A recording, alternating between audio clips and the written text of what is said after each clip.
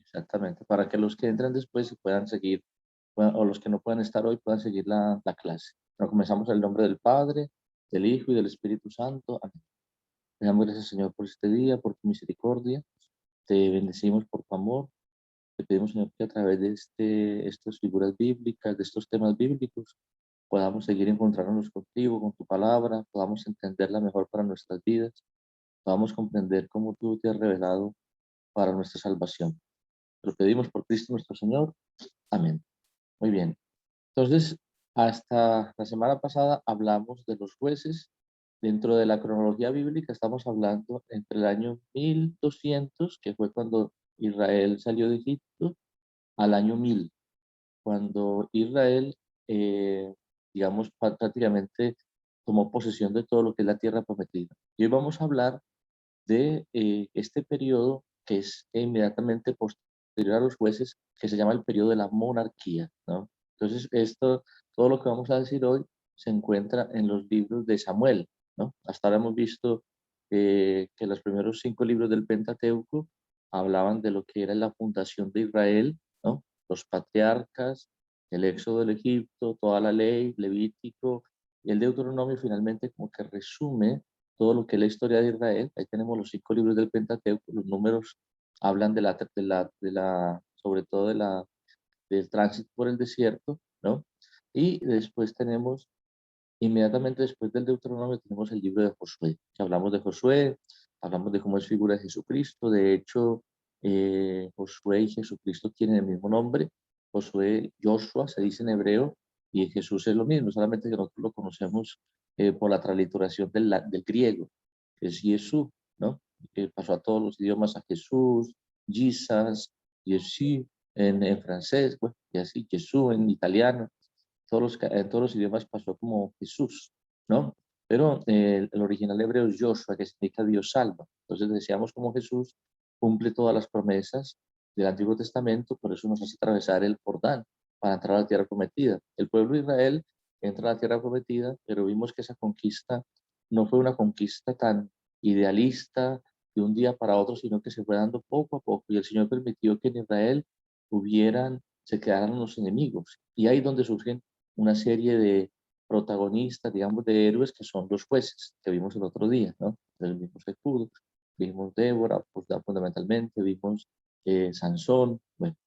Y ahora, después de este periodo de jueces, siempre el libro de los jueces termina como con un versículo que un poco resume lo que sucedía en ese momento.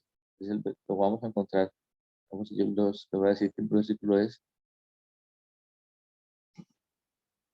para que lo encontremos. Por ejemplo, leamos Jueces 21-25. Alguien que lo pueda leer. Que lo leo yo. Dice: en esos días no había rey en Israel, y cada uno hacía lo que le parecía bien ante sus ojos, ¿no? Es decir, cada quien hacía lo que le daba la gana, porque no había rey en Israel. Entonces encontramos en el libro de Samuel ya que este libro de los jueces, perdón, antes del libro de Samuel, está como preparando la llegada de un rey. Pero vemos que en el libro de Samuel hay como, en los primeros capítulos hay como dos actitudes como contrarias. Por un lado, el deseo del pueblo de tener un rey que los guíe, que los una, que los haga parecerse a los otros pueblos, que les dé un orden. Pero por otro lado, como una actitud contraria según la cual un rey sería como parecerse a las naciones paganas, sería abandonar, porque el verdadero rey de Israel es Dios, ¿no? Y entonces por eso Samuel dice, cuando el pueblo pide un rey, Samuel dice, bueno, ustedes piden un rey, pero tienen que tener presente que un rey les va a pedir el diezmo, van a tener que pagarle, van a tener que sostener sus palacios, van a tener que sostener a sus mujeres, a sus hijos, a sus hijas los va a llevar a la guerra, van a tener que defenderlo. ¿Ustedes quieren eso? Y el pueblo de Israel finalmente decide tener un rey, ¿cierto? Como que fue más esta facción que pedía la monarquía fue más fuerte que la facción que estaba como en contra de la monarquía, porque encontraba mayores beneficios, ¿no? Detrás de esto, digamos así, hay una revelación divina que es muy importante. sea, es verdad que Dios es nuestro rey, Israel lo proclamará. Muchos salmos lo dice, el Señor reina, la tierra goza, ¿no? En hebreo es muy importante esta palabra, lemalek, malak, ¿no? Malak, esa raíz malak significa reinar o rey. Melek se dice rey. Pues es muy importante porque esta raíz tiene que ver con la soberanía de Dios. O sea, el verdadero rey es Dios. Dios es el que gobierna el mundo, es el rey del mundo. Pero el hombre necesita una expresión concreta de ese reinado. Y es ahí donde Dios permite y es verdaderamente legítimo la, la acción de, digamos, de un rey, de una autoridad constituida, legalmente constituida. Y eso que en Israel se ve, eso que todos los pueblos han visto como una manipulación, ¿cierto? Por ejemplo, los egipcios que decían los reyes son hijos de Dios, etcétera. Israel no lo ve tanto como una manipulación política de la religión, sino que ven, Israel tiene un principio, y el principio es que Dios está al inicio de todas las cosas, todo proviene de Dios. Entonces, si Dios colocó un orden en la naturaleza, ese orden viene de Dios y debe ser respetado. Y no es que sea una manipulación, que se podría entender así, pero Dios mismo lo permite para poder darle un orden a la sociedad. Entonces ellos entienden eso y por eso lo interpretan así. O sea, el rey que Dios coloca aquí en la tierra, que Dios lo coloca, porque es Dios quien lo coloca, es imagen del verdadero rey, porque es Dios el que reina las naciones, ¿no? Por eso dicen los salmos, el Señor reina, la tierra goza, se alegran las islas innumerables, ¿no? Porque el que reina es Dios, pero también Dios tiene a su ungido. Y aquí encontramos una, un concepto muy importante para poder que una persona sea manifestación de esa presencia de Dios, que es el concepto de Mesías. ¿Qué significa la palabra Mesías? Mesías es una palabra hebrea que significa ungido. El ungido, cuando un rey fuera, una persona fuera representación de Dios en la tierra, tenía que ser ungido, es decir, le derramaban un aceite que era signo del Espíritu de Dios. Entonces era bañado, toda su cabeza era bañada con aceite, no era así como nosotros que es una unción que es un poquito de aceite como simbólico, no, era totalmente bañado con aceite, signo de que la persona era totalmente cubierta del Espíritu de Dios y eso era la unción, sobre todo entonces por eso se dice el ungido, que podía ser un profeta, podía ser un sacerdote y también especialmente el rey. Pues por eso Samuel, vemos en el primer libro de Samuel, cómo los primeros capítulos nos hablan del primer rey de Israel, que se llamaba Saúl, que Dios mismo elige, un hombre de la tribu de Benjamín, ¿no? Encontramos ahí, pues, todo lo que voy a decir lo van a encontrar en el primero y segundo libro de Samuel, ¿no? Que algunas Biblias más antiguas llamaban primero y segundo libro de los reyes, porque esas Biblias tienen 4 libros de los reyes. Nosotros en la Biblia católica tenemos primero y segundo libro de Samuel y después primero y segundo libro de los reyes, ¿de acuerdo?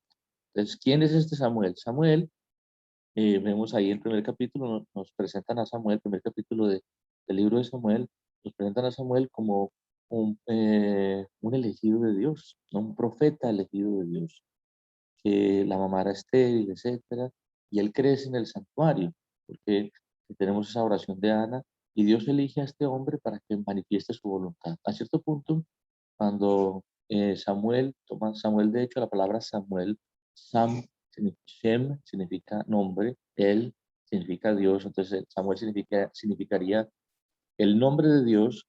Entonces, cuando Samuel ya asume propiamente su función como sacerdote, Dios se le manifiesta. Tiene una relación con Dios muy estrecha y Dios le manifiesta y lo manda a que elija un rey en Israel y se va a la tribu de Benjamín. Muy interesante que Benjamín es el último de los hijos de José, ¿no? De Jacob. Acuérdense que Jacob tuvo 12 hijos. El penúltimo era José, que fue a Egipto, ¿no? Que tuvo 2 hijos, Efraín y Manasés, en Egipto. Esas son 2 tribus que pertenecen a Israel, o sea, en vez de tener una sola tribu a nombre de José, tiene 2 tribus que decíamos, hablamos de la figura de José, si alguno quiere recordar, ahí está el video, que es una clase bien bonita cuando hablamos de Josué, vale la pena recordarla también este año de San José. Entonces, José tiene dos hijos, Efraín y Manasés, pero también tiene un hermano, ¿cierto? Hijo de Raquel. Ese se llama Benjamín. Benjamín significa el hijo de mi derecha. El menor de todos los hijos. Pues de ese que es menor, Dios va a elegir el primer rey de Israel, que es Saúl, ¿no? Saúl, que también significa como la petición de Dios, Dios que escucha, ¿no? Entonces, Saúl lo elige el Señor, es un hombre, digamos, podríamos decir que aunque viene de la tribu más pequeña, él no lo buscó, pues Dios es el que lo eligió. Saúl es un hombre, pero que tiene muy buenas capacidades, muy noble, es alto, es fuerte, y precisamente esas capacidades que él tiene lo van a llevar como a entrar en una soberbia. ¿Y dónde se manifiesta esa soberbia? En que no es capaz de obedecer plenamente al profeta. A cierto punto el profeta le dice, el Señor está contigo, vas a conquistar unas naciones, pero debes obedecer al profeta y declarar toda una nación, todo un pueblo al anatema. Y él empieza a crear como unas componentes y cae en el pecado que la iglesia ha llamado, que la tradición ha llamado saulismo. ¿Qué es el saulismo? El saulismo es querer estar bien con Dios y con el mundo, hacer las cosas como a medias, querer caminar, como dice el profeta Elías, cojear de los dos pies. En ese sentido, Saúl es una imagen muy cercana de lo que nos puede pasar a nosotros. Nosotros podemos querer ser cristianos a medias, estar como con Dios y somos católicos y bueno, yo creo en Dios, pero al mismo tiempo camino con el mundo. Acepto el homosexualismo, acepto el aborto, mis hijos se casan y se van a vivir juntos y yo no les digo nada, porque eso será la vida de ellos, cada quien hace su vida como le parece. Es decir, vivimos en el fondo como el mundo.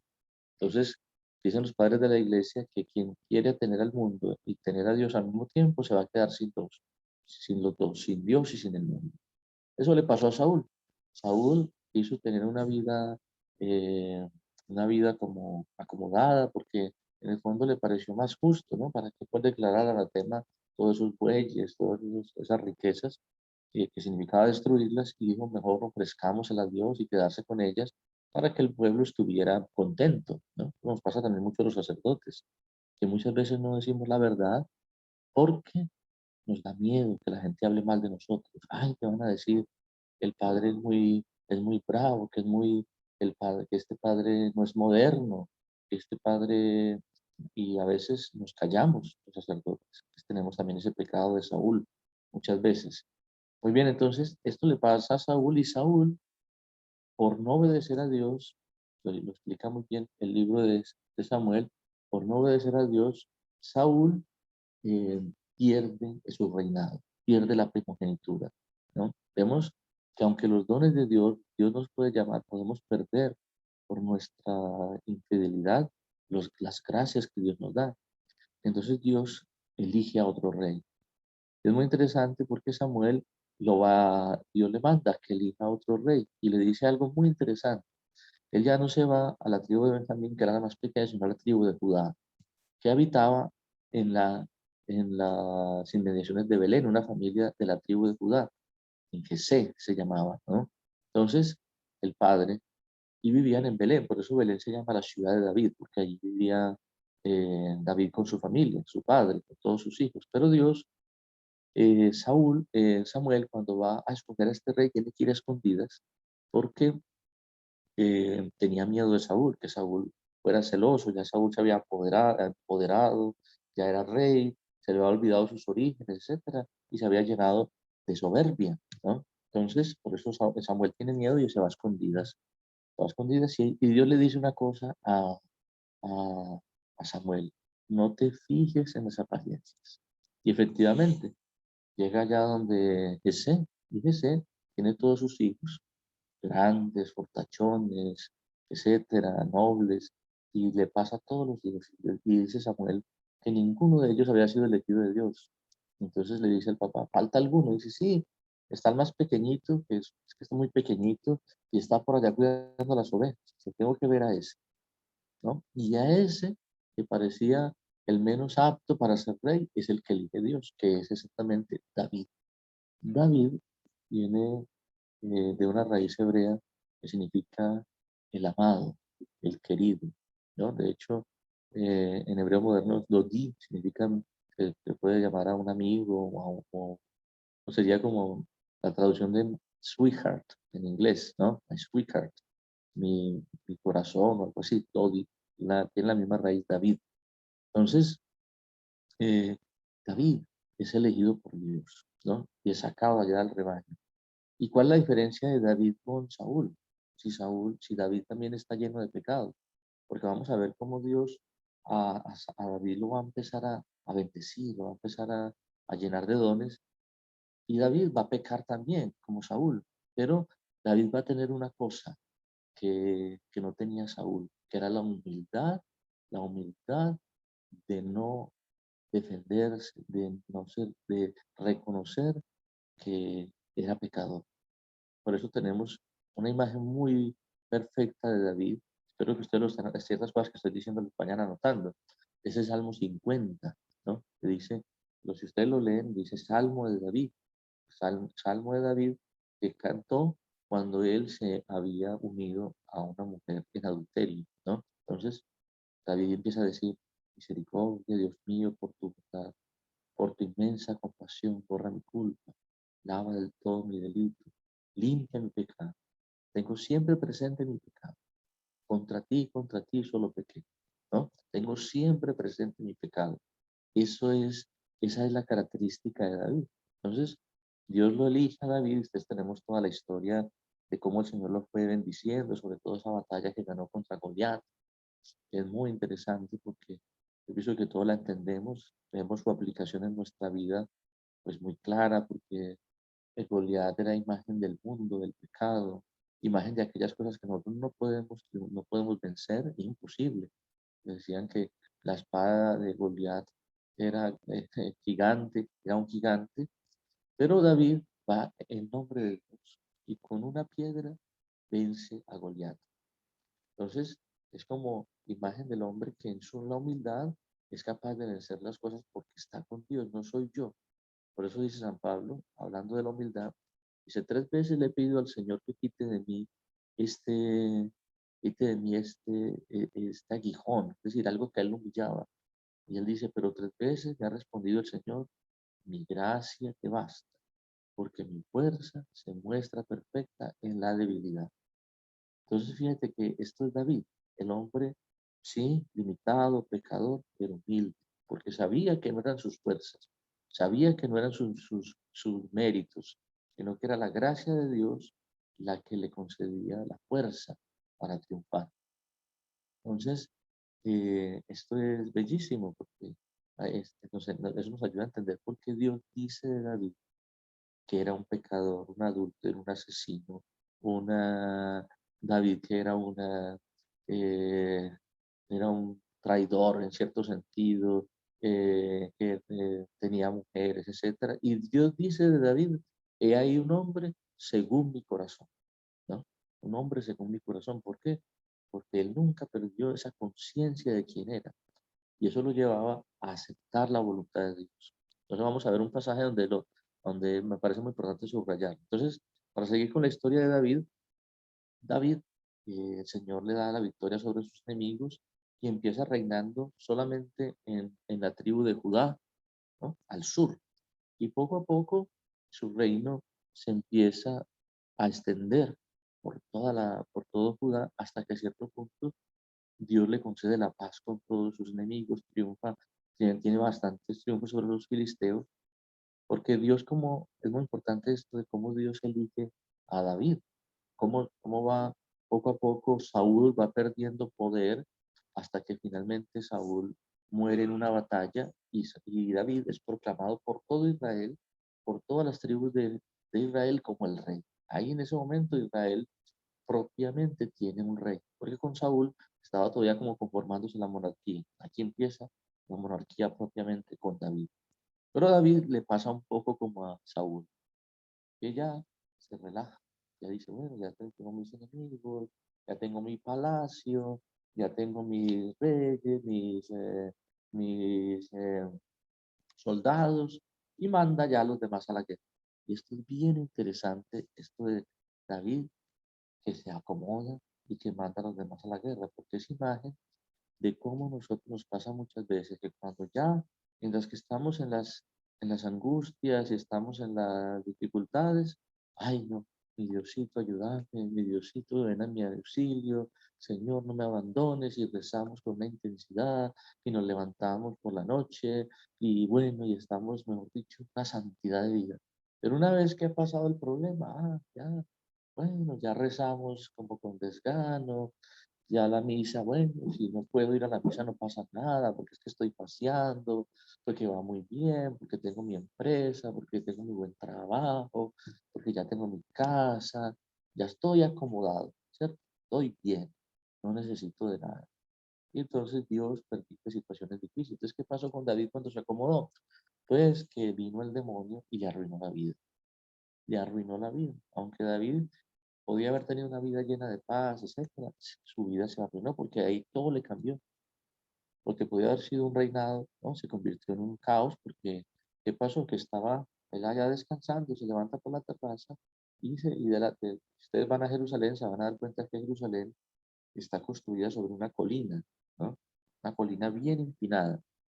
Entonces, esta colina, el palacio de David estaba en la cima de la colina, por eso se llamaba el Monte Sión, era donde estaba el palacio de David, antes de construir el templo. Entonces, de ahí se ve toda la ciudad, es como si tú estás en una terraza y ves toda una ciudad. Y ahí, desde esa terraza, se ve claramente, pues que se entiende, él ve y ve una mujer que se está bañando y se enamora de ella, ¿no? Que estaba casada. Entonces ya sabemos la historia, si no la conocen la pueden leer. Les invito a que leamos el libro 1 y 2 de Samuel para que entendamos lo que repasemos y ya con las claves que lo estoy dando vamos a entender muchas cosas. Entonces, David se enamora de esta mujer y la lleva a su palacio y se acuesta con ella, ¿cierto? Pero ella era casada y David lo sabía. Y resulta que él como tranquilo, está tranquilo, no ve ningún problema, me parece que hizo bien, al fin y al cabo yo soy rey, yo puedo hacer lo que quiera, todo es mío, pero no ve ningún problema, no tiene conciencia de lo que ha hecho. Cuando resulta que Betsabé, que es esta mujer, estaba encinta de, este, de esta relación. Y ahí David empieza a decir, bueno, ¿qué hago yo? ¿Cómo hago para solucionar este problema? Y viene el demonio y le propone la salida fácil. ¿Cuál es la salida fácil? Engañar. ¿Ves cómo engaña?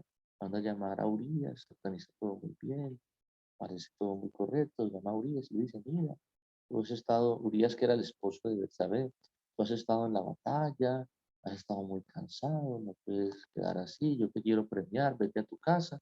Y así, lo va con su mujer, queda la mujer de Urias, queda con el niño y él queda tranquilito en su palacio. Pero no sabía que el Señor lo estaba esperando. ¿Y el Señor qué permitió? Pues que Urias no aceptara eso. Urias, que era un hombre noble, fíjate que no era ni judío, no era de Israel, era hitita, se llama el hitita. Imagen de cómo Dios no le importa tanto la raza, sino hacer la voluntad de Dios. Es un hombre justo, que muere justamente, muere por los pecados de los demás. Imagen de Jesucristo, es Urias. De hecho, Urias indica la luz, ¿no? La luz que viene de Dios. Entonces, Urias dice, ¿no? ¿Cómo voy a estar yo en mi casa con mi esposa y mis compañeros en la batalla? Y se queda durmiendo en la puerta de su casa. Y no obstante que lo emborracha, etcétera, él no se va a acostar con su mujer. Cuando David se ve que no puede esconder ya más la cosa, entonces decide matar a Urias. Pero no lo mata a él, sino que organiza todo para que lo vaya a la batalla y sea asesinado. Y efectivamente, Urias es asesinado y ya queda todo tranquilo él, porque dice, bueno, ya se murió Urias y yo como soy tan buen rey, pues ahora la pobre viuda, pues la voy a recibir en un palacio y ya va a ser una de mis esposas. Y ya todo el mundo va a quedar tranquilo porque ya va a ser un hijo mío, entonces no hay adulterio ni nada. Muy bien, pues resulta que Dios le manda a David un profeta que se llama Natán y le dice, y David, estoy contando esto porque es muy interesante lo que sucede aquí. David, Natán le dice una parábola a David. Dice, mira, había un hombre que tenía cientos de ovejas, ¿no? Y tenía un vecino que tenía una ovejita. Resulta que este señor, que era rico, que tenía cientos de ovejas, le vino un vecino, un amigo, y él dice, yo no voy a matar una de mis ovejas, lo que voy a hacer es, voy a matar la oveja, la única oveja que tiene ese vecino, para no tener que de matar una de las mías. Entonces David se llena de cólera y dice, ¿quién es ese hombre? Ese maldito que tiene que pagar 100 veces eso que hizo. Y David, ¿qué hace? ¿Qué le dice el profeta Natán? Dice, ese hombre eres tú, ese hombre eres tú. Pues imagínense qué acusación tan tremenda. O sea, David, el profeta tuvo que presentarle su situación, tuvo que ver la injusticia que él había cometido para que él se diera cuenta de la maldad que había realizado. Él no era como era consciente. Entonces, por eso nos puede pasar y nos pasa, y le pasa mucho a este mundo. La gente actúa de una manera terrible, terrible, con unas injusticias. Hombres que abandonan a sus esposas, gente que hace daño, que engaña, etcétera, y en el fondo inconscientes, ¿no? Desde el mal que están haciendo. Se necesita que venga un profeta y que les anuncie, tú estás haciendo el mal, tú estás siendo injusto, estás destruyendo, te estás destruyendo a los demás. Pero generalmente, cuando alguien nos dice a nosotros, o ustedes prueben decirle a alguien que está equivocado, está haciendo las cosas mal, que, que no está, que lo que está haciendo no está correcto, generalmente pues la respuesta, no, yo no, yo no, yo hago muy bien, es que mi mujer es la que me dejó de atender, por eso yo me tuve que ir a buscar a otra. Es que mi marido es el que ha sido un violento y por eso yo no lo soporto y me tuve que ir. Es que mis hijos son unos no sé qué y por eso es que yo no les hablo. Es que mis padres, no sé qué, siempre nosotros tenemos actitud como la de Saúl más bien. Nunca reconocemos que en nosotros está el pecado. Siempre le echamos la culpa a los demás. Y fíjense qué distinto la actitud de David. ¿Sabes qué dijo David? Ese salmo. Misericordia, Dios mío, por tu bondad, por tu inmensa compasión, borra mi culpa, lava del todo mi delito, limpia mi pecado. Pues yo reconozco mi culpa. Eso es lo que dice David. Reconoce su culpa. Y ahí es donde Dios tiene misericordia de él. Le dice, bueno, y hace toda una historia. Claro que eso tiene sus consecuencias. Después su familia se destruye, es perseguido por sus propios hijos. Pero yo lo que quiero subrayar es esta humildad de David. ¿Saben dónde se nota esa humildad? Que a cierto punto David eh, es inclusive traicionado por su propio hijo. Su propio hijo, que se llamaba Salón, porque David tenía muchas mujeres, porque todavía el Señor no se había revelado cómo la monogamia era la voluntad de Dios. Entonces, su propio hijo, uno de sus hijos, que se llamaba Salón, lo traiciona y quiere quitarle el reinado, quiere ser rey. Entonces lo persigue, se va con un ejército y quiere entrar en guerra con su padre y matar a su padre. Y David, en vez de enfrentarse a su hijo que lo amaba porque era su hijo mayor, se llamaba Absalón, decide irse. Es muy interesante que decide caminar. Si ustedes van a Jerusalén alguna vez, van a encontrar que entre Jerusalén, la Jerusalén antigua y el Monte de los Olivos hay como un camino que se llama, algunos lo llaman el Via Crucis de David, porque ahí iba David humildemente, cargando con el pecado de su hijo, sin juzgarlo, sin despreciarlo, sin querer tomar venganza. Podía enfrentarse a él, era su propio hijo, pero no dice, no, yo mejor prefiero irme, dejo de ser rey, que mi hijo reine, y yo me voy al desierto. Iba caminando por ahí, en ese dolor tan grande de la traición, de tener que salir, de dejarlo todo humillado, y un hombre le empieza a gritar, David, un familiar de Saúl, David, y empieza a tirar piedra. David, eso que has hecho te pasa porque eres un asesino, porque eres un traidor, porque eres un maldito, porque has hecho maldades y por eso Dios te castiga. Muchas de esas cosas eran injustas. Realmente David no fue quien mató a Saúl. Bueno, Saúl fue muerto en sus batallas contra sus enemigos. Entonces los soldados de David le dicen a David, Señor, mira qué justicia te están haciendo este hombre, te está humillando, quieres que lo mate, porque este hombre era handicapado, no, minusválido.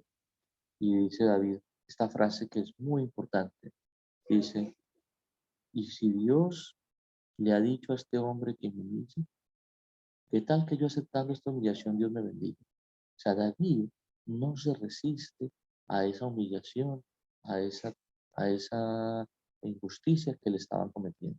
Él entra y dice, es Dios el que está actuando aquí.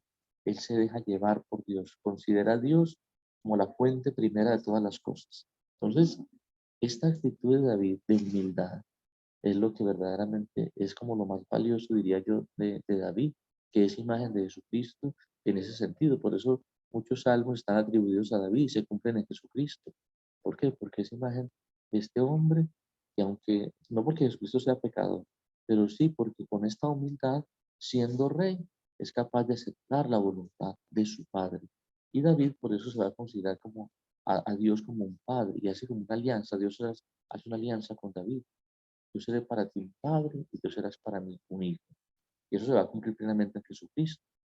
Entonces, esta historia de David y del reino, yo pienso que nos tiene que ayudar a dos cosas. Una, a darnos cuenta que lo más importante para nosotros, como cristianos, es ser humildes. Y la humildad pasa por aceptar la voluntad de Dios.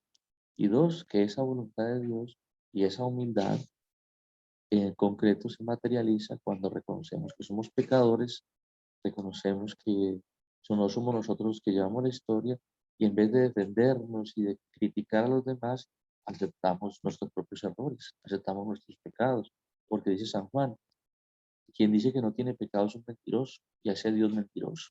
Entonces, yo creo que ustedes ahora que vayan a leer toda la historia de David, que está sobre todo en el capítulo 1, en el libro 1 de Samuel, una parte del 2, van a darse cuenta cómo hay muchos detalles que nos van a hablar profundamente a nuestra vida. Muy bien, entonces, no sé si alguien quiere como hacer algún comentario, una pregunta, ¿no? Sobre esta época, ¿no? Ya hemos avanzado bastante.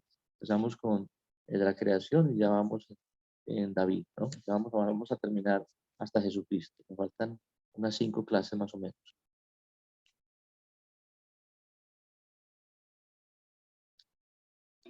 Ninguno. Muy bien. Entonces espero que tienen esa tarea de leer el libro 1 y 2 de Samuel. ¿De acuerdo? Y me pueden hacer preguntas también por el correo. ¿De acuerdo? Muy Listo, bien. Padre, muchas gracias. Mucho ánimo, les voy a dar la bendición. Que el Señor los siga acompañando. El Señor esté con ustedes, con tu espíritu. Con tu espíritu. La bendición de Dios Todopoderoso, Padre, Hijo y Espíritu Santo, descienda sobre ustedes y permanezca para siempre. Amén. Al Señor. Demos gracias a Dios. Que Dios los bendiga y nos vemos si Dios quiere, si no hay ningún inconveniente, el próximo sábado a las 10 de la mañana. ¿Bien? Bueno. Gracias, Padre. Bendiciones.